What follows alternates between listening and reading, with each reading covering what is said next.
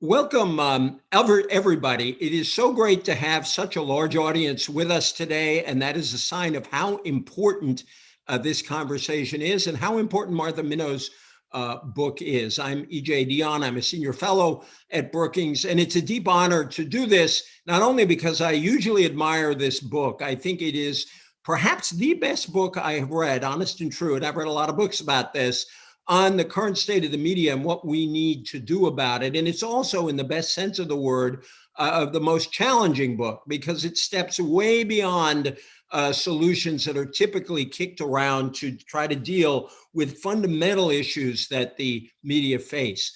Before I go on, I really want to thank Carl Solaria for making this possible, and also Kelly Parsons. I want to thank my assistant, Megan Bell, who was there at the inception, and also Daryl West, the head of the Governmental Studies Department at Brookings, who, as soon as I suggested this, welcomed it instantly.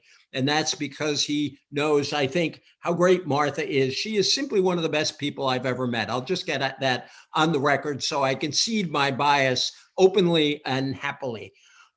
It's a real sign of how much people think about these issues that in advance of the event, we have gotten an extraordinary series of questions. And I promise you that Martha will see them all. We will not have time to deal with every single one of them, but I'm just going to read a few of them right off the top to give you a sense of what's on people's minds, because I think Martha is going to answer some of these questions right up front in her conversation. My favorite, for reasons my colleague Tom Wheeler, who's coming on later, will explain, was from Kristen Cabral, who asked, how vast is a vast wasteland of today's media sources? We had a great question from Marvin Kalb, my Brookings colleague and a very distinguished journalist, who asked, from what part of the government should one realistically expect action to preserve the press? Remember, Martha's book is called Saving the News: Why the Constitution Calls for Government Action to Preserve Freedom of Speech. We had a question from Hannah Hunter. How do you rebuild trust with an audience that has already left the information system we know of as news? And I'll do one more, and I hope I pronounce your name right, Tom Grabisic. What kind of news will win local publishers the diverse audiences they struggle to attract? I've only scratched the surface here. Lastly, I want to say that you can send your questions in, and I will see them as the event goes on, either to one of two ways, either to events@brookings.edu or on Twitter, #SavingTheNews. For the sake of Martha's book sales, let's make #SavingTheNews go viral. Lastly, you can buy this great book by going to our Saving the News events webpage and clicking the link that you will see there to get the book. So let me introduce Martha and also the, for the moment, invisible Tom, but Tom will be visible before we're done.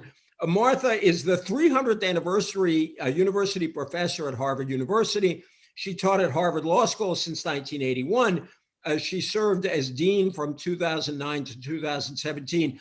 I can't tell you the number of extraordinary people who had Martha as a professor, but one you might have heard of is a guy called Barack Obama, but the list goes on from there.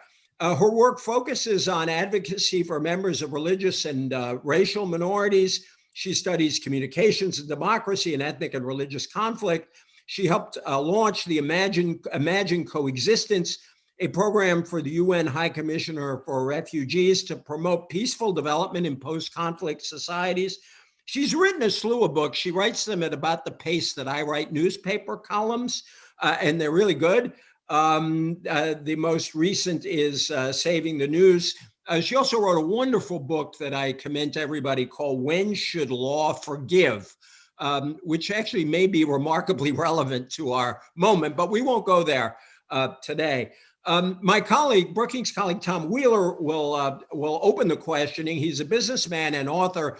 He was chairman of the Federal Communications Commission from 2013 to 2017. He is now a visiting fellow at Brookings.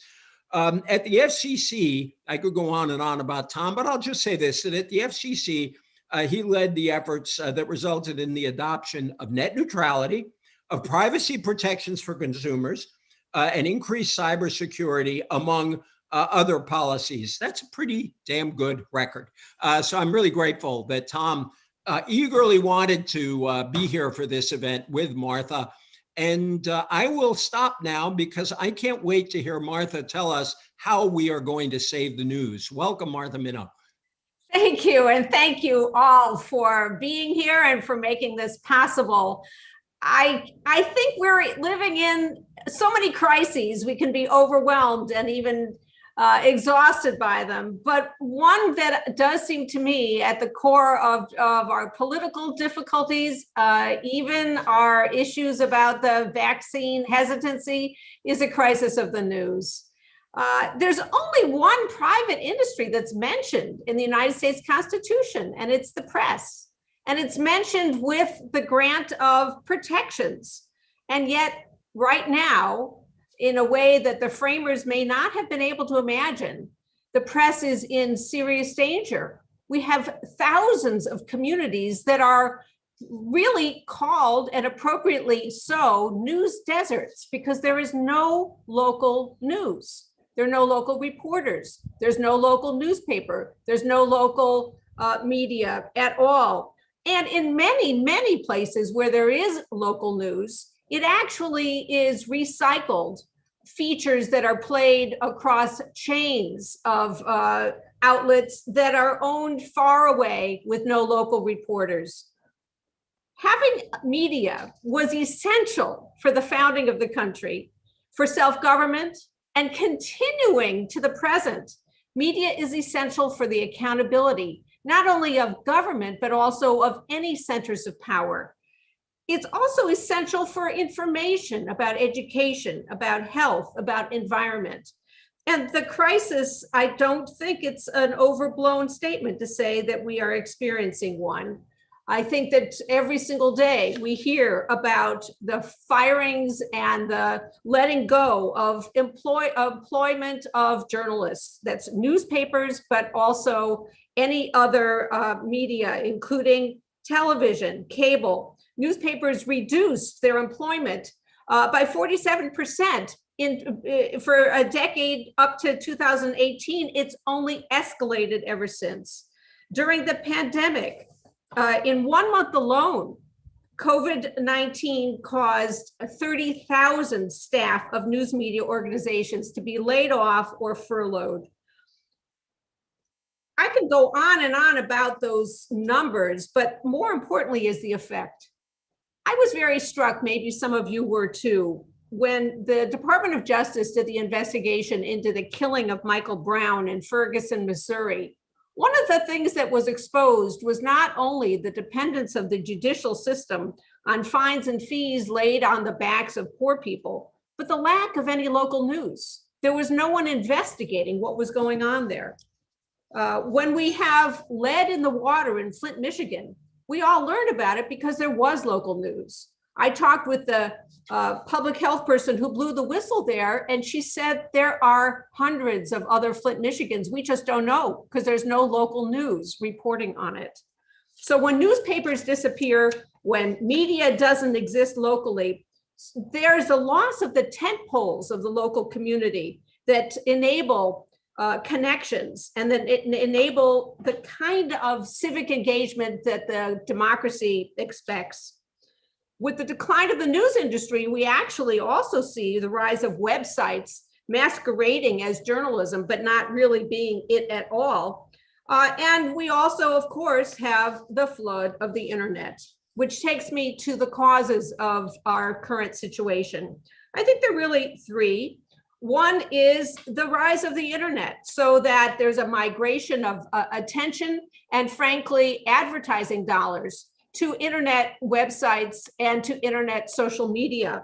That means that these major sources of prior funding for media are funding activities that are not plowed back into reporting, not plowed back into stories.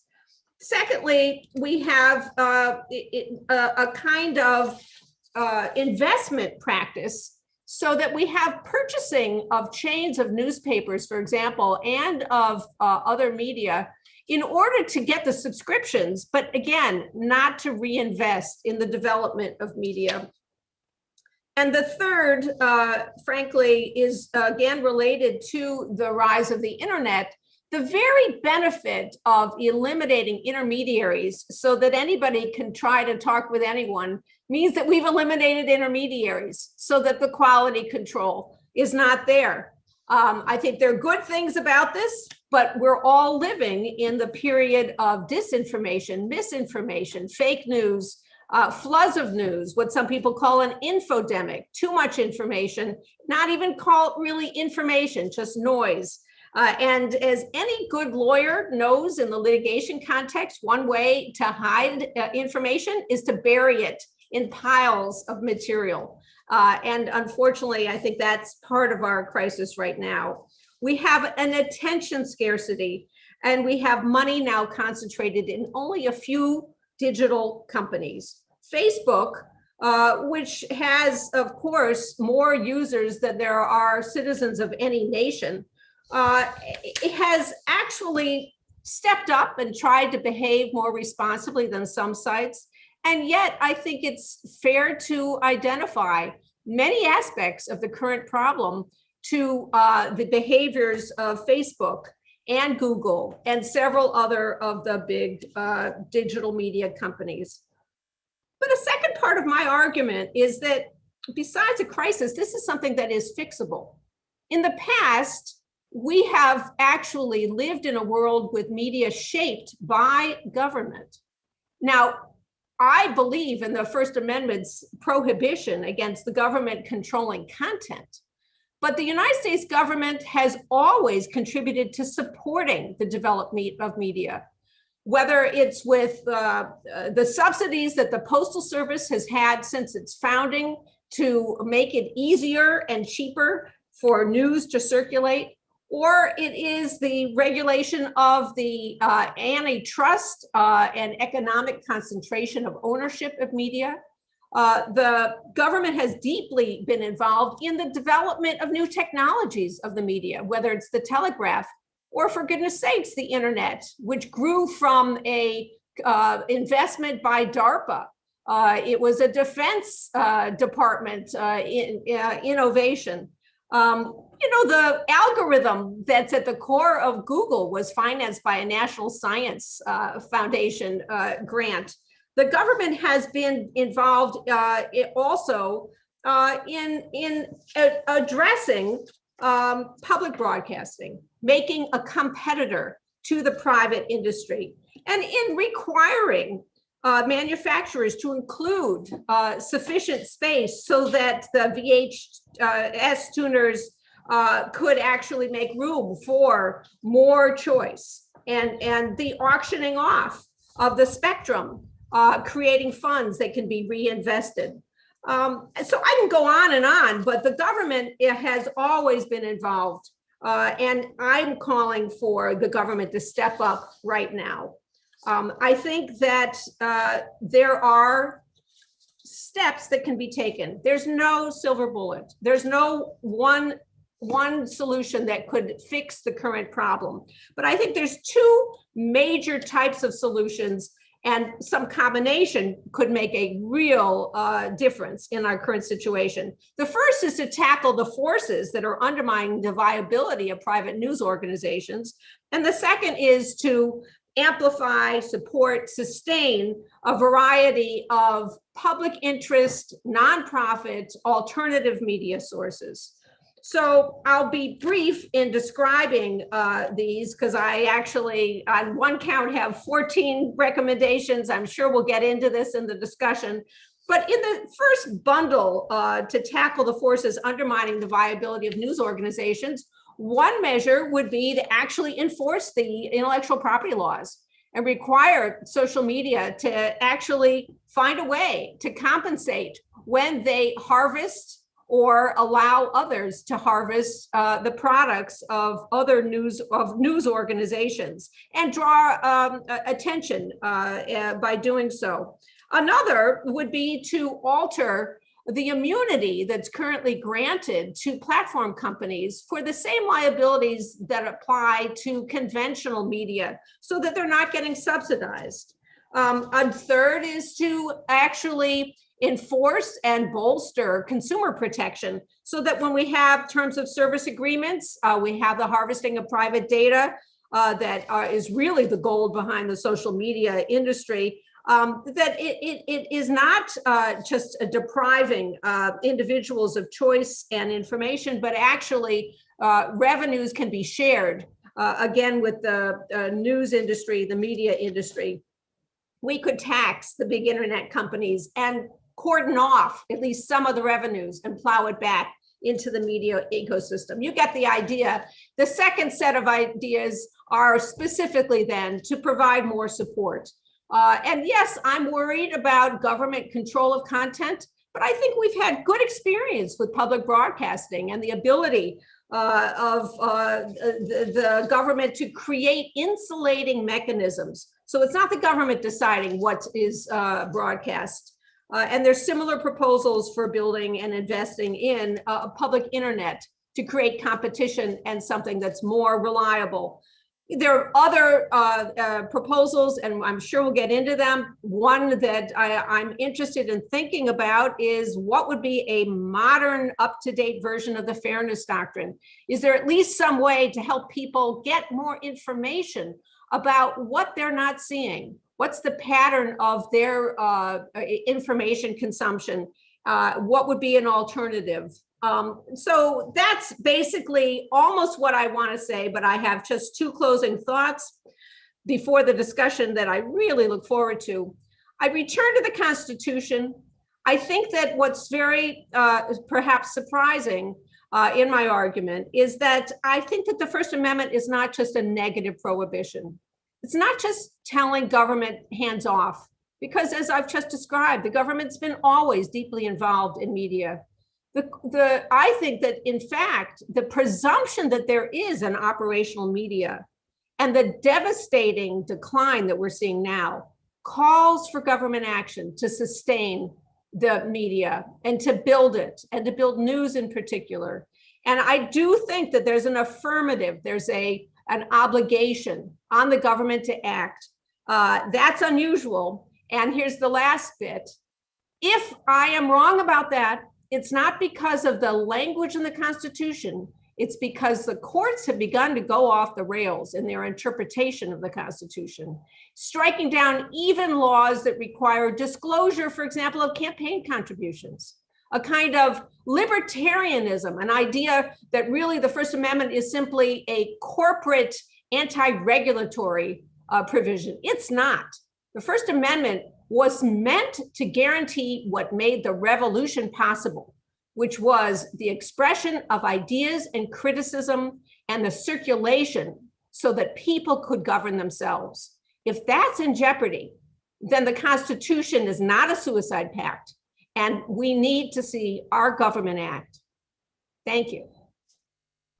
Thank you so much, Martha. And that is a wonderful use of the old line, the Constitution is not a suicide pact, to a new purpose. I want to say one thing and bring in Tom, because there was one thing I forgot to say about him.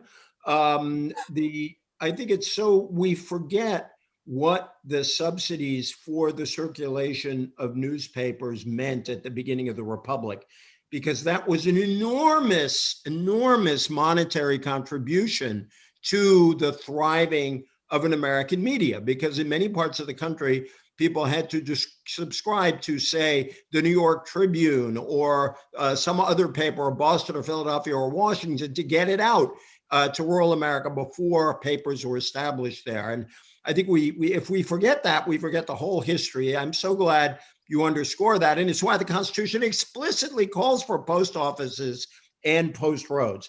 About Tom, I forgot to do one of the most important things you could do, which is mention the title of his book, because it's a great title and it shows why he's here.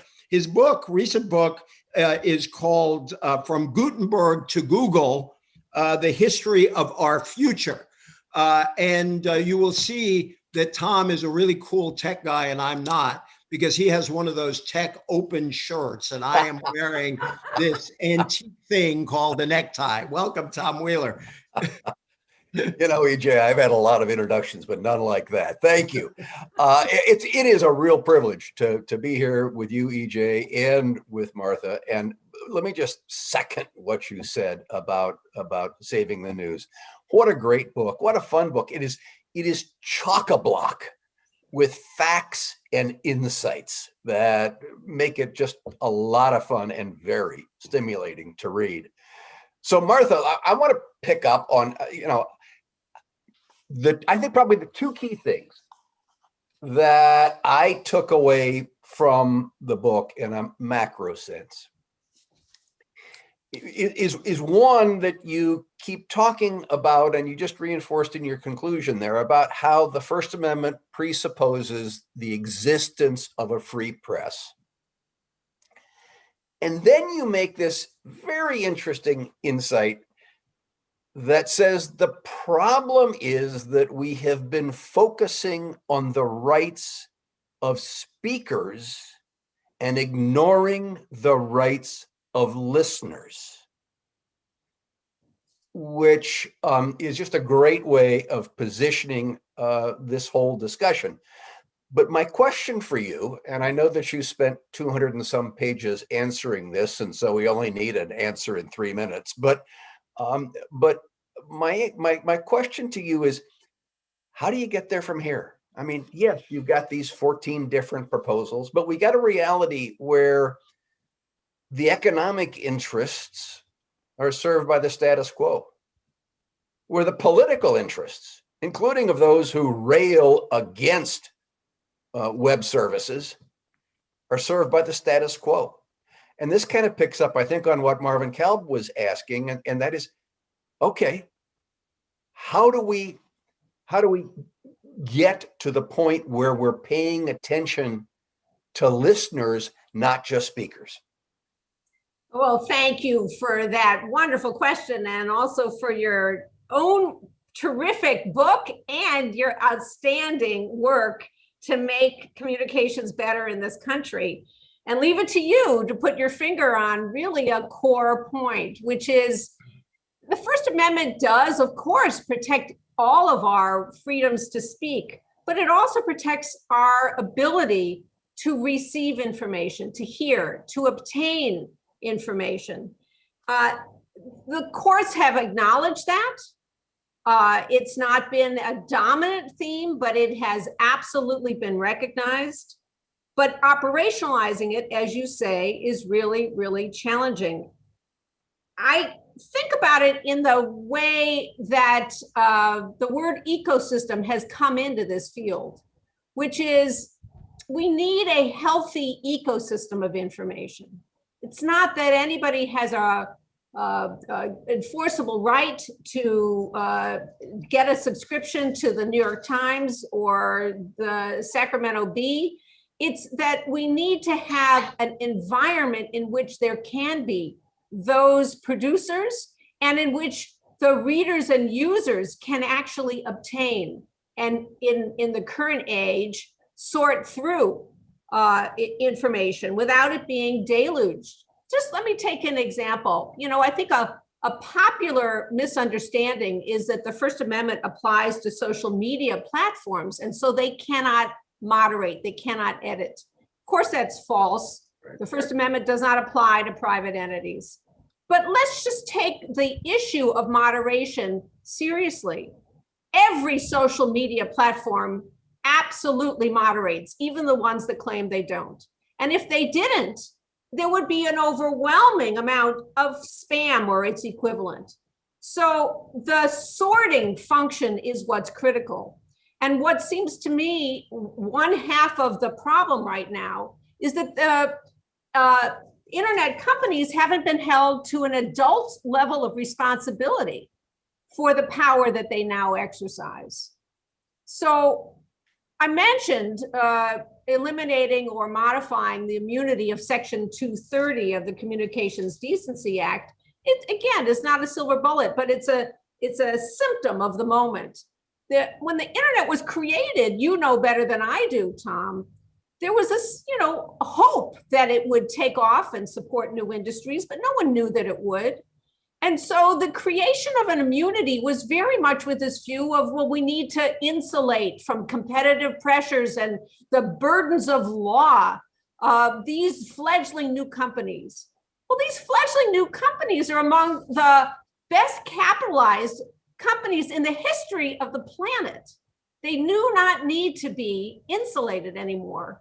And that's just a hint of taking responsibility for the power that they exercise.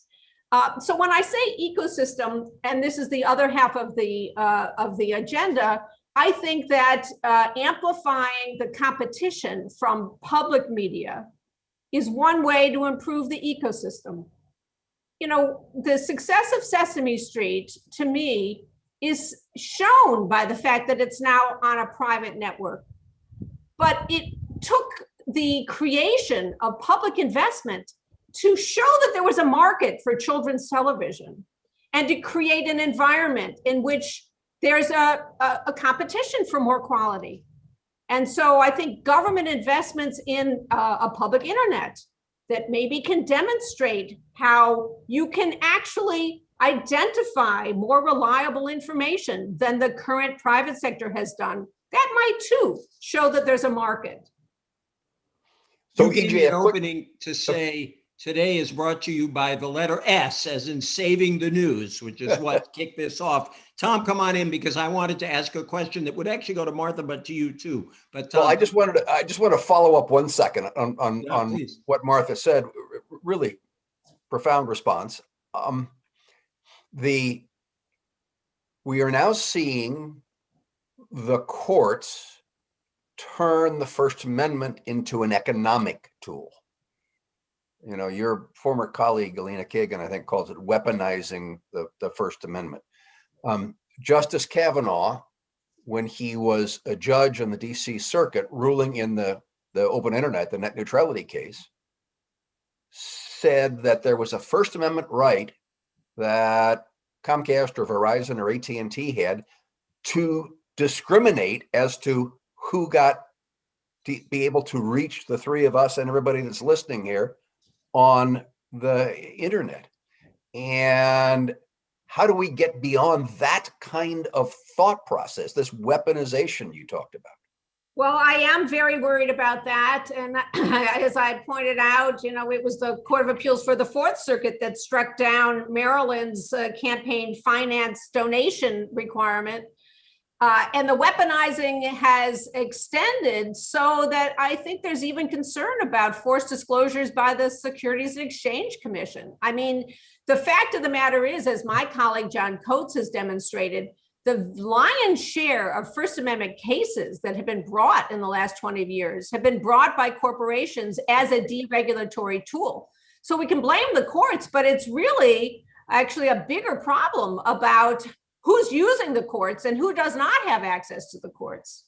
I'm an academic, so I believe in information and learning, and I'm hoping that criticism of this direction is at least helpful. But it probably will be more important to change who gets appointed to courts, so that people actually are concerned about the public good and not just the corporate interest. I just want to say two of my personal obsessions are political reform and the direction of the courts. And I didn't plan this, the direction of this conversation, but I think it shows how these issues keep coming at us in so many different ways. The question I wanted to ask, and I'd love Tom's response to your response, is you suggest treating internet platforms as public utilities, and you prefer that to antitrust action. One of the reasons I like this book, 148 pages, it's chock-a-block full of ideas in only 148 pages. One of the reasons I like this book is you really take on hard issues and take a stand that people can argue about. And I think this is a really important, these are important alternatives. Why do you land where you land, Martha, on that one? Well, thank you for at least anticipating that I'm going to be attacked very quickly. But I think that the structural features of the internet are clearly one of the big issues that we need to address. And I don't think it's by accident that we see drumbeat and bipartisan interest in dealing with concentrated wealth and dealing with monopoly power or oligopoly power. And I predict we will see a lot of proposals. We already have, under the Biden administration, new people in place at the Federal Trade Commission, Department of Justice. We have people from both sides of the aisle and the Congress calling for antitrust and breaking up big internet companies. I'm skeptical about that as a solution, although threatening it seems to me a very good strategy. Not only because it may lead to more responsible behavior, but maybe it would lead to consent decrees and voluntary, semi-voluntary action by the companies. But I think that let's take Facebook. Let's say break up Facebook. If Facebook is broken up into 5 companies, they're still going to be among the biggest companies in the world. And that's not even getting to the just practical problems with antitrust proof, which in the current day requires something about harm to consumers. And under current law, the fact that social media companies give their products so-called for free is already a barrier. Although I think we should all recognize that we're giving over our data and that's not for free. But more importantly, the big AT&T antitrust actions, IBM antitrust actions, we're talking at a minimum 10 years of litigation, and maybe at best a consent decree or a settlement. This is a crisis. We need action now. So I come to the public utility framework in part because I do believe the structure of the investment, the environment here, the nature of the corporate control is a big problem. I just don't think antitrust is the solution. So public utility is an old framework. It's not designed for our current moment, and yet it has some qualities that fit our current moment. You think about the electric company, you think about the water company, they can be held in private hands. I believe in the profit motive. I think that competition is a really good thing. But where there is a good that we all need, that it's a necessity, that we can't really live without it, then and it requires large capital outlay, then there is going to be a tilt towards competition that doesn't succeed, and consumer demand that can't go elsewhere. And that's what we have with the big internet companies. So public utility framework would allow there to remain private ownership, but to have regulation. And the analogy would be that there has to be universal service. But I think the analogy here, or the particular direction of public utility regulation, might be there has to be consumer protection, where there has to be some kind of disclosure of the architecture of the social media sites, an ability to opt out of auto scroll so that your 12-year-old doesn't end up down a dangerous rabbit hole of increasingly extremist terrorist information. Right now, we have nothing that halts that activity. And instead, what we have is a marketplace that has shown that engagement with outrageous, terrifying, and horrifying material, that's the way that advertisers make their money with the eyeballs. That's how the media companies are making their money. And if there isn't a halt to it, frankly, not just democracy is in danger, but with the recruitment of terrorists, I don't want to be extreme about this, but I served on a commission on recruiting violent extremists. There are people getting up every day trying to figure out how to recruit the 12-year-old. So Martha, I think that in on this. I think you and I are in violent agreement as to results, and our real only difference is the terminology. A public utility is something that is so important that to everyone that government goes out and engages a supplier and regulates the terms and conditions of that. Losing Facebook is not the equivalent of losing water. But, and one of the things that you point out— That's a quote of the day, Tom, by the way. One of the things you point out in the book is the need for some kind of a commission to establish standards. And there, absolutely. And what we need to have, we need to be thinking, you see, utility regulation is an industrial concept. And we need to break from the industrial era concepts and get to internet era concepts that don't change the responsibility, but do change the way in which that responsibility is effectuated. You talk about standards, for instance, is one of the things you want your commission to do. I totally agree. As you know, here at Brookings and up at Harvard, we've suggested the creation of a new digital platform agency. But the point here is that we have an incredibly successful technical environment based on constantly evolving technical standards.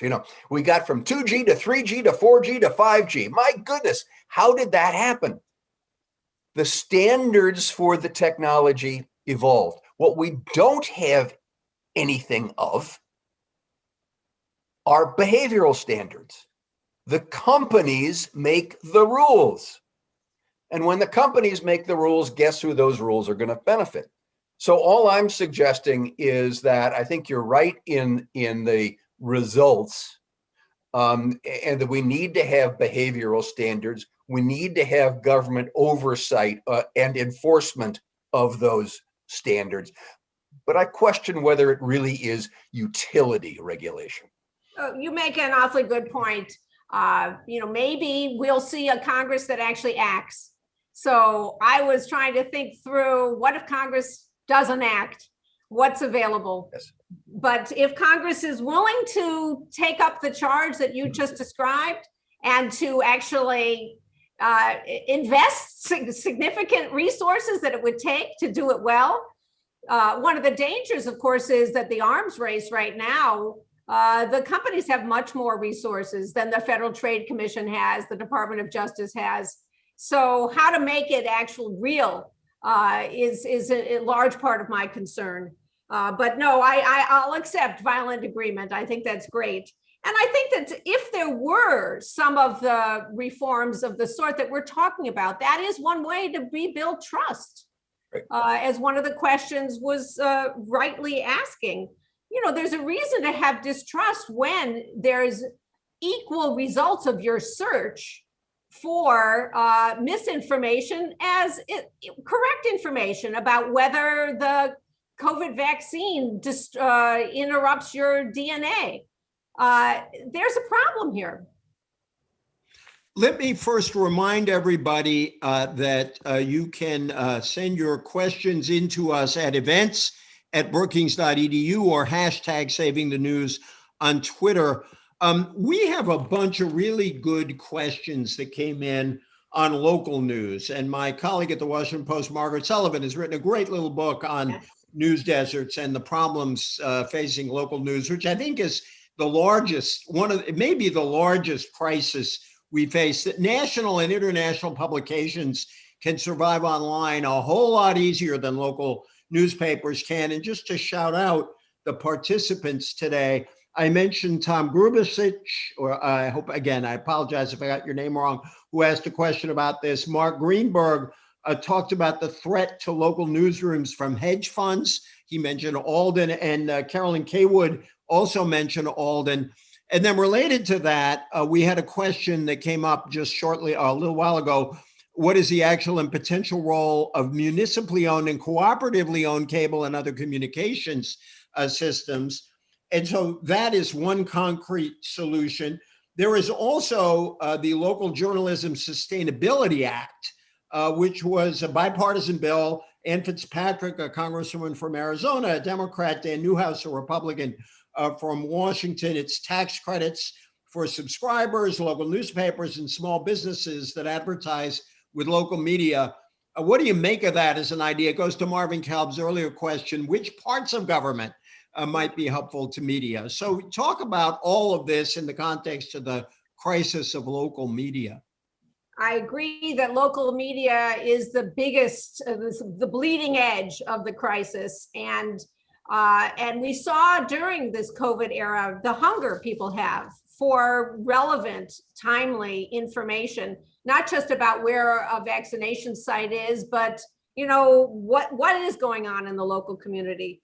I think that the Local Journalism Sustainability Act, which was actually introduced into the Senate this past week by Senator Cantwell, has a lot going for it. It is, in essence, using the tax device, which could happen at the state level as well, by the way, not just at the federal level, to create a kind of subsidy, a public subsidy with the three different actors. So a tax donation by individuals can be deducted, whether it's in the form of a subscription for a local news outlet, or it's a donation to a nonprofit organization. A tax credit can be given to small businesses if they advertise in a local outlet, and a relief from the payroll tax can be given to the entities if they hire additional journalists. I think that those are very promising for a couple of reasons. One, they pluralize the sources. It doesn't put the choices in the hands of the government. It's in the choices of individuals and the small businesses where they want, what kinds of outlets they want to support. And secondly, it really does recognize that if there isn't investment put back into the local news, it will not survive. Which takes me to Alden and some of the hedge fund purchases. At the moment in the United States— You might just explain for those who aren't into this issue just a little bit about it. Yes. Alden, yeah. Half of small, rural, small town, suburban newspapers in this country are owned by hedge funds, which means that these are entities that are buying what they see as a source of income, a steady stream, because there is still subscription income, but they are strip mining. Almost all of them are using it to take the money out, which is often what hedge funds do, break up or close the entity after taking the assets away. And what they're not doing is rebuilding a business model that is sustainable or finding ways to reinvest. And instead, they're cutting staff. That's one of the main drivers of the numbers that I referred to, of the reductions in the numbers of people in America who make a living as a journalist. They're probably, we are living through what has a combination of technological, environmental, sociological changes. Probably we're going to live in a world where digital first, maybe digital only, is the way that media communicates. I'm old-fashioned. I like hard copy. I like paper, maybe better environmentally, although there's then the energy issues. We can go down that rabbit hole too. But I think that what it takes to make the transition for these small town newspapers to something that's sustainable is not going to be found by national or global hedge funds looking for quick return on their investment. It's going to be found by steady and slow investment, a combination of philanthropic and local and subscribers. There's not going to be one revenue source, but probably more and more of these possible sources of media will have to be digital or digital first. And I'm worried that that by the time that any action is taken, we'll just have more and more and more deserts. I do think that their local news problem is maybe we see a little bit of light. Recent report I saw this week is that some of the big chains like Gannett are selling their holdings to local purchasers, because there's now enough of a outcry that you can have circulating these features that have nothing to do with the local community only so long. The subscriptions are going to dry up. People are not going to keep coming to it. I also learned something interesting about data analytics, which, it's a boon to all of us, but the question is, what are they used for? If the data analytics about digital users help the LA Times discover, as it did, that it can convert a reader into a subscriber if they're interested in 3 areas of content, it's like politics, cooking, sports, that's useful information. And that's the kind of information that could be shared, across many different local communities. More research about what does it take to get subscribers. More sharing of back-end offices. Frankly, local governments, to go to Marvin Kalb's question, the local governments, state and local governments could do a lot to have antitrust exemptions, for example, to allow consortia of local entities to share back offices, to share data analytics.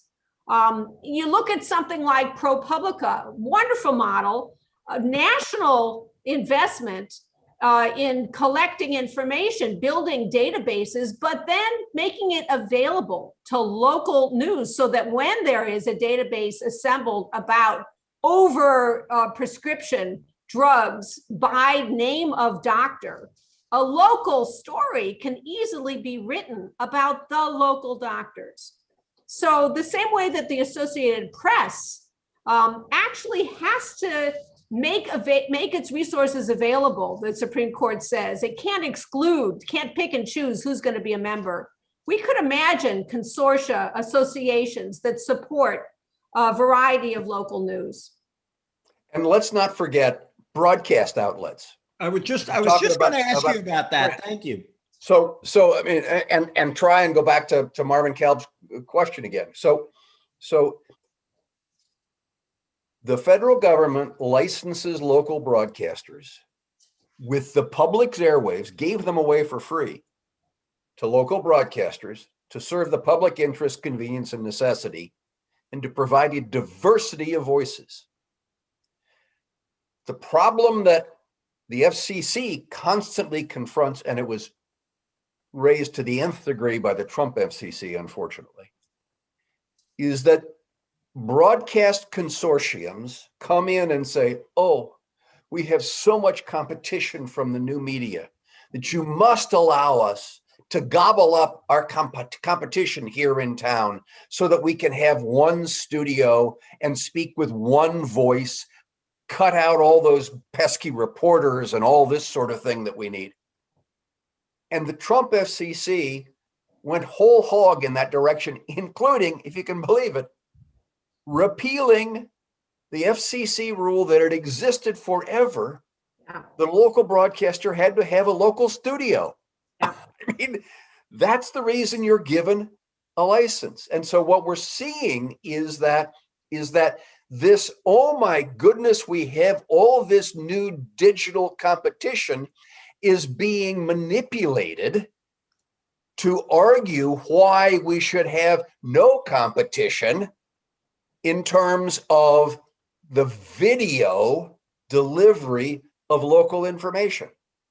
So the very best part of my book is the preface written by my father. Yes. My father knew. And that's where A Vast Wasteland comes in, just for those of you who didn't catch the joke at the beginning, but go ahead.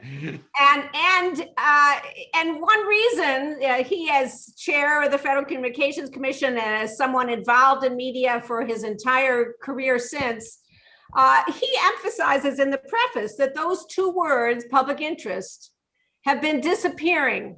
And the Federal Communications Commission, frankly, has it in a statute, but does not enforce the public interest requirement in the licensing process anymore.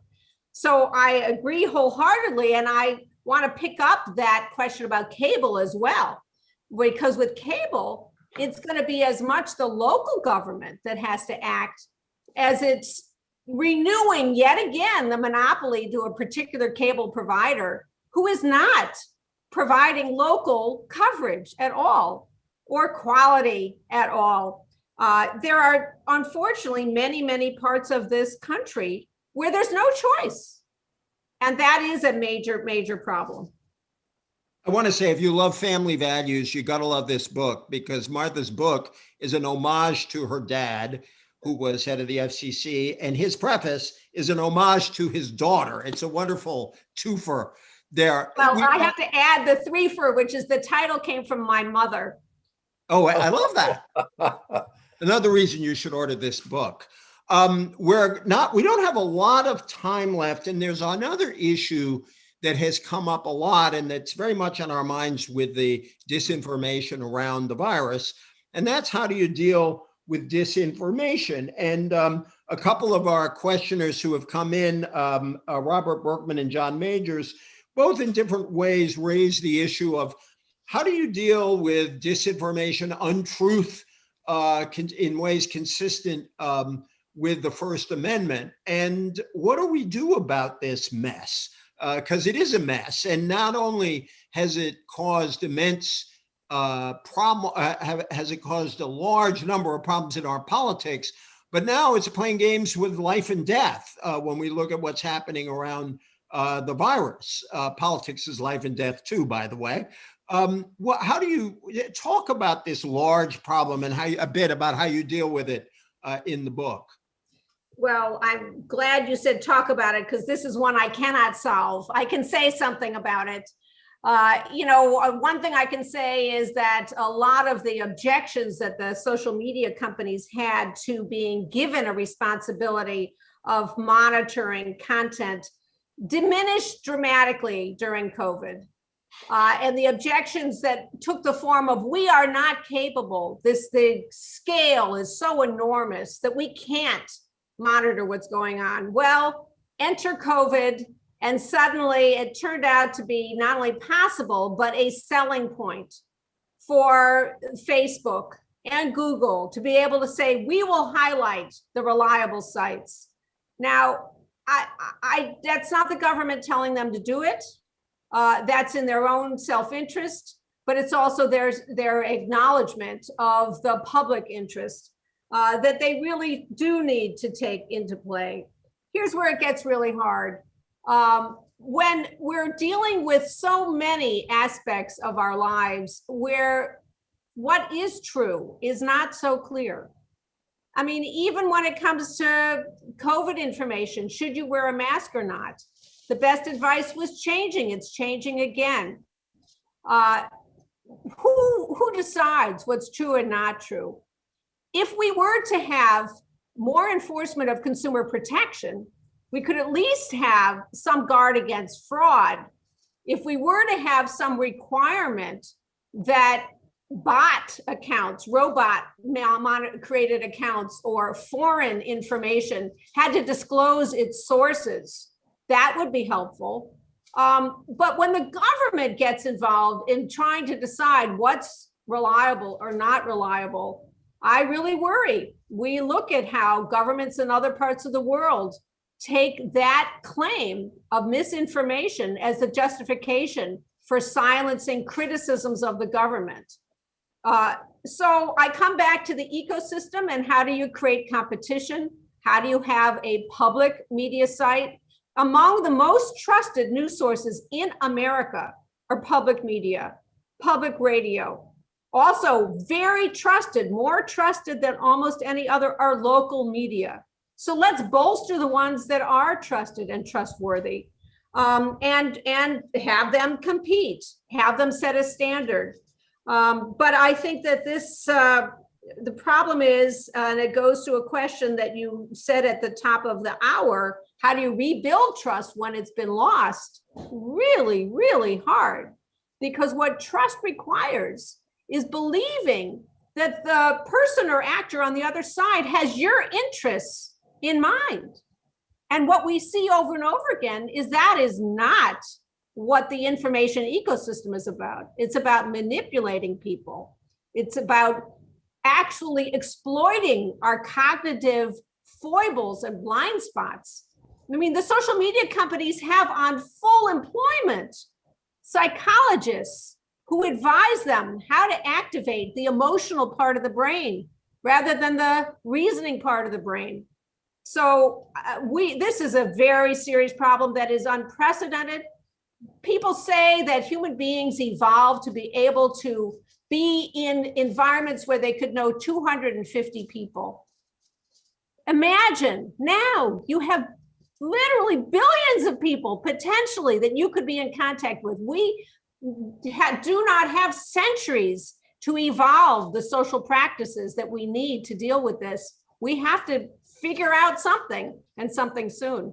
So E.J, Tom, let me just interrupt. Yep. Before I wanted to bring you in. Yep. I want to throw a question at Martha to close it out. We got about 5 minutes left. I really wanted you to come in on this, but Martha, just to tip you off in advance for you to think about it. This is not the first time in our history where we bemoan the state of media, and we've gone through many media revolutions in our history. And so I'd like you to look back, take us from that history to now.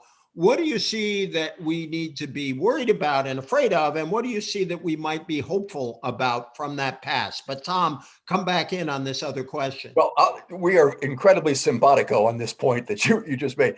The point that I was about to make is, we also, E.J. and I have a wonderful colleague by the name of Jonathan Rauch, who wrote another fabulous book called The Constitution of Knowledge, in which he talks about yellow journalism and how it was a scourge, towards the end of the Gilded Era.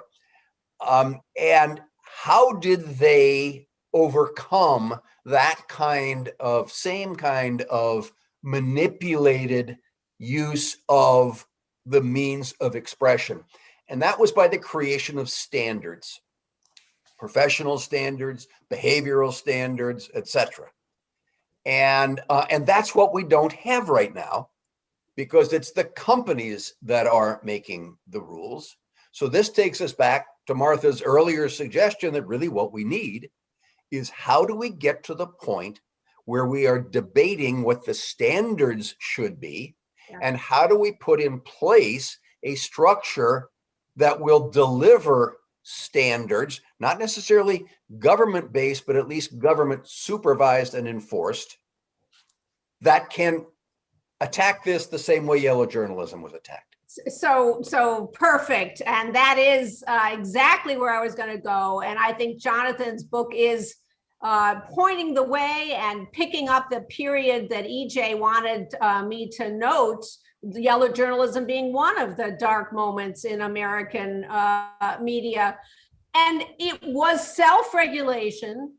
It was the creation of standards by journalists, not by the government. Right. And I'm interested in what would it take to create a climate where that kind of voluntary action is either nudged or maybe required.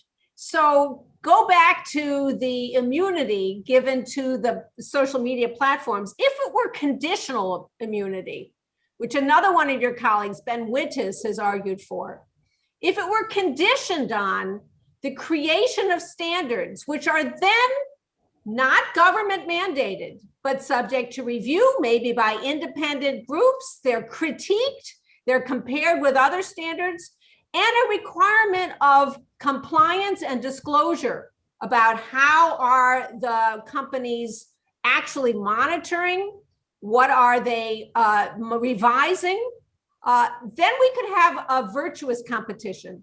And that is, I think, the direction that we need to go. Thank you so much. I'm going to ask my friends to give me just maybe a half a minute or a minute extra, because I want to read from the end of Martha's book. I want to thank Martha. I want to thank Tom. I want to thank all the people who joined us today. And thank you for your concern about the state of the media and our democracy.